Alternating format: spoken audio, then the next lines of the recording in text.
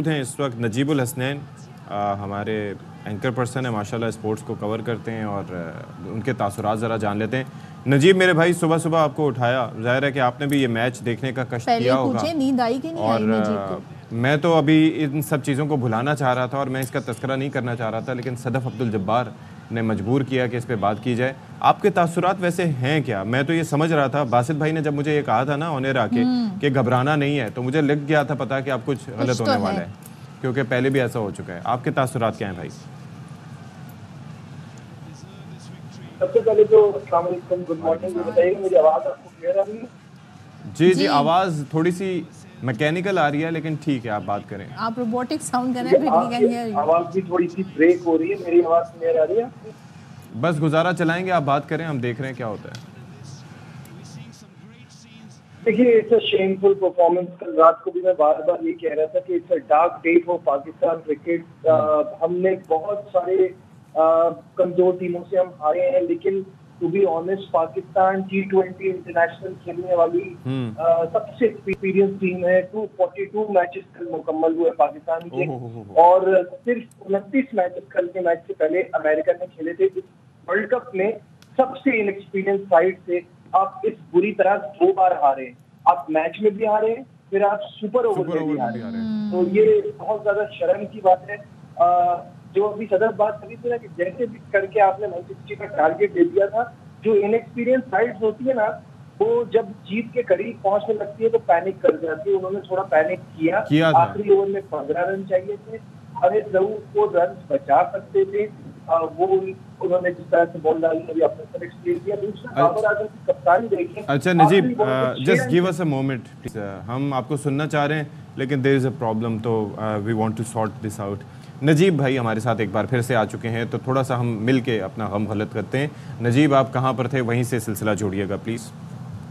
देखिए, मैं ये कह रहा हूँ कि पाकिस्तान सबसे एक्सपीरियंस साइड है। T20 के सबसे ज्यादा मैचेस पाकिस्तान ने खेले हैं। इस वर्ल्ड कप की सबसे इनएक्सपीरियंस साइड यूएसए थी। मतलब ये बहुत शर्मनाक परफॉर्मेंस है। आप 2 बार यूएसए से मैच हारे हैं। देखिए, 160 बनाने के बावजूद जो अमेरिका ने पैनिक किया, 15 रन आखिरी ओवर में चले बच गए थे, वो बहुत थे बचाने के लिए। पाकिस्तान की experience bowling, specially Haris Rauf, उसको बचा सकते थे। और फिर बाबर की कप्तानी आप देखिए कि जब आपको पता है कि उनको 6 रन चाहिए जीतने के लिए, फील्डर आगे क्यों है? उसके ऊपर से बॉल गई और 4 रन हुआ और आप सुपर ओवर में चले गए। मैं कहता हूं आप मैच में पहले हार जाते ना तो इतना अफसोस ना होता। जब आप सुपर ओवर में जाके आपने 18 रन दिए, वाइड्स हो रही हैं, उस पे हर कोई जिसके हाथ में बॉल आ रही है वो थ्रो कर रहा है, ऐसा लग रहा है कि ये पैनिक कर रहे थे।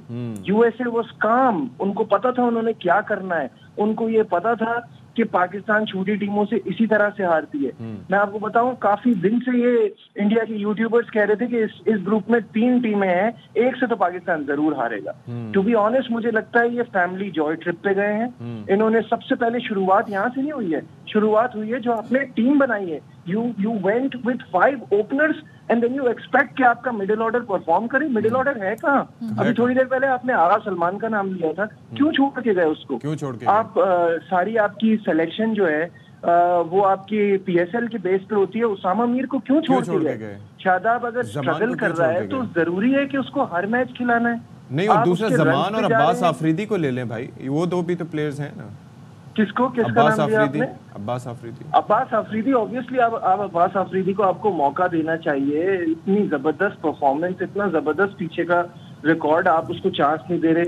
उस्मान खान को आप सिर्फ इस वजह से खिला रहे हैं कि आप वो यूएई छोड़कर आया है, तो ये उसकी एडजस्टमेंट के लिए आप उसको पाकिस्तान टीम में लेके गए हैं। तो मतलब मुझे समझ में नहीं आ रहा। कप्तान तो ये कह रहे हैं बाद में मैच के हमारे कि मिडिल ऑर्डर को जिम्मेदारी लेनी होगी। आप कह रहे हैं मिडिल ऑर्डर है कहाँ? तो कप्तान जो है उनकी क्या स्ट्रेटजी? चौथे नंबर पे भी आपका वो आ रहा है ना, मुझे बताएं। Rizwan opener, Babar opener, Usman opener, Fakhar opener, फिर आपके पास साइम अयूब भी है साथ में। मतलब मुझे तो समझ ही नहीं आ रहा कि आप क्या टीम बना के लेके गए। एक फौज है सेलेक्टर्स की, उन्होंने ये किया है।